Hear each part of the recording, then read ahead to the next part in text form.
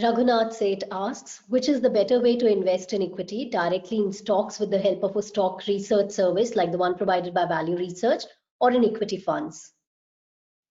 Now, I'd say that there are two, three important criteria if one wants to go directly with stock investing. Number one is time. With stock investing, it's a much more hands-on way of investing, and it requires a little bit of time commitment from the investor in terms of being more active in monitoring and tracking his or her stock investments. So time commitment is one thing. He has to think whether he would be able to invest a certain amount of time to keep a track of his stock holdings. That's number one.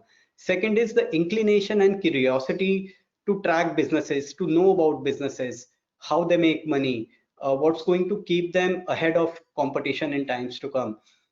In fact, in our stock advisory service, we very highly encourage our subscribers to not follow our list of recommended stocks blindly, but go through what we have to say about those companies, read through the reports of our analysts, and try to understand what makes us so excited about those companies, and invest in them only if you happen to share the kind of convictions we have on that company.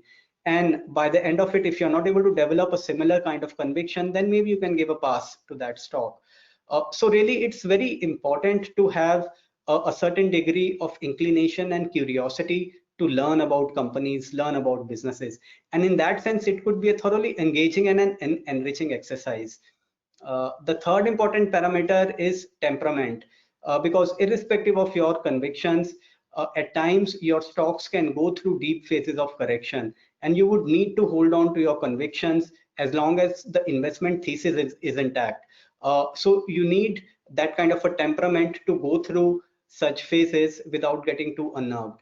And really, temperament is something which is built over a period of time. It comes with experience in equity investing. That's why we recommend that for a new investor, mutual funds tend to be a better vehicle.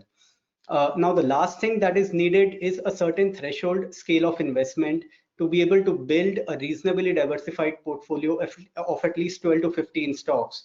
In mutual fund investing, even with a ticket size of rupees 5,000 per month, you can get a diversified portfolio, but it's not possible in case of direct stock investing. So you need a certain threshold scale of investment to go directly investing into stocks. Now he can evaluate for himself if these variables are present in his case, then he can try out direct stock investing. Otherwise, mutual fund route would always be a more preferred one, as is the case for a vast majority of investors.